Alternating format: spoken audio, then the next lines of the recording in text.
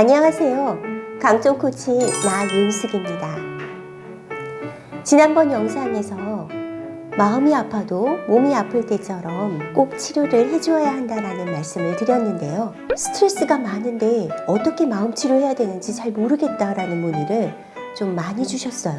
그래서 오늘 영상은 좀 더 구체적으로 마음이 아플 때 어떻게 하면 좋은지 살펴보려고 해요.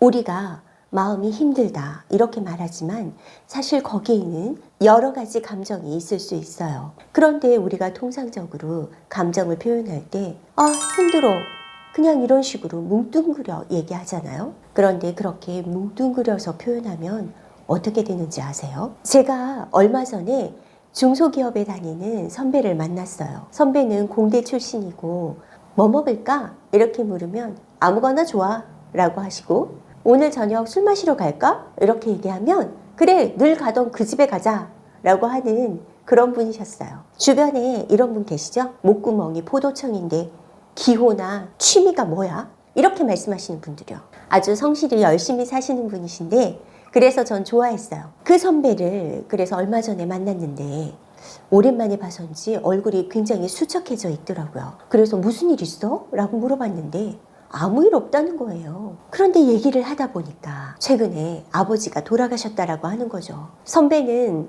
부모님이 어렸을 때 이혼하셔서 아버지를 거의 자주 안 봤다고 해요. 그래서 덤덤하다 이렇게 얘기하시는데 아무래도 뭔가 큰 충격이 있어 보이더라고요. 그래서 제가 선배 아버지가 돌아가셔서 좀 슬프지? 아니면 마음이 아파? 힘든가? 이렇게 물어봤어요. 그랬더니 선배가 저를 잠시 멍하니 쳐다보다가 고개를 갸우뚱하면서 이렇게 말하는 거죠.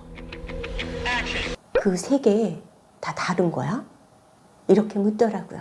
여러분, 슬픈 것과 아픈 것과 그리고 힘든 것, 이 세 가지 감정은 엄연히 다른 거예요. 달라도 아주 다르죠. 슬프다라고 할 때는 나 또는 상대방이 너무 안 됐어서 안타까운 마음이 있는 거고요. 아프다라고 할 때는 내가 상처를 입어서 고통을 느끼고 있다라는 말이고요.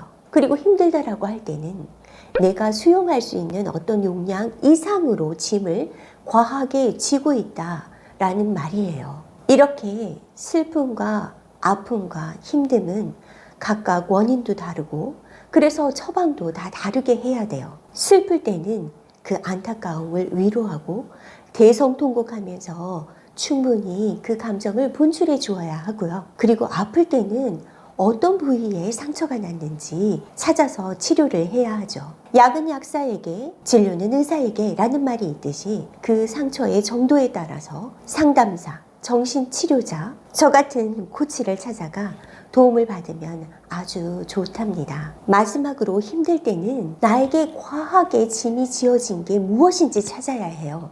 그리고 그것을 다른 사람과 나누는 것이 필요하죠. 예를 들어 내가 고3 담임인데 요즘 같은 때는 동영상도 제작을 해야 되고 학생들을 챙길 뿐만 아니라 부모님 면담도 해야 하죠. 그 와중에 아버지가 돌아가셔서 치매에 걸린 어머니를 갑자기 모셔야 됐다면 내가 책임을 져야 하는 일이 과하게 많은 상태이죠. 이런 경우에는 간병인을 구한다든지 해서 하루빨리 물리적으로 과한 짐을 덜어내는 것이 실제적으로 도움이 돼요. 이렇게 각각 다른 감정을 뭉뚱그려서 그냥 말하면 치료를 제대로 하지 못하게 되죠. 제대로 된 처방을 해줄 수 없을 뿐만 아니라 대부분의 경우는 그냥 내버려 두기 때문에 상처가 골마서 덧나게 돼요. 마음의 상처는 그냥 덫이 나서 마음 그대로 있는 것이 아니라 관계 속에서 오해와 불통의 문제까지 일으키게 되거든요.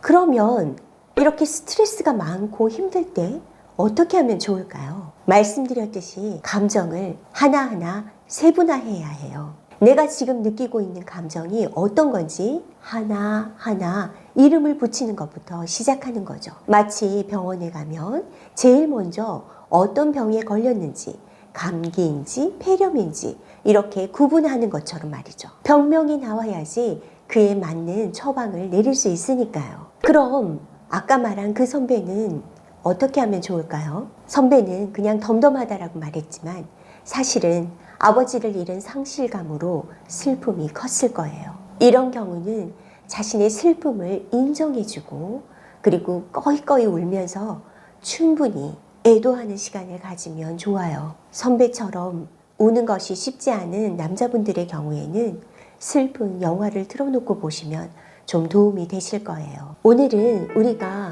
마음이 힘들 때 어떻게 하면 좋을지 구체적인 방법을 살펴보았는데요. 첫 번째는 힘들다 라는 단어 하나로 뭉뚱그리지 말고 감정을 하나하나 세분해 줄 것. 두 번째는 그 감정에 맞는 처방을 해 주어야 한다 라고 이야기했습니다.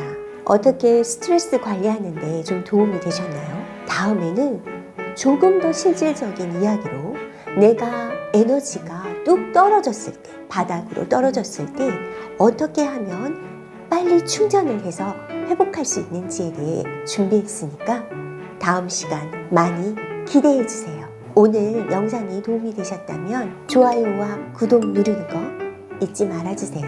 다음 시간에 뵙겠습니다. 감사합니다.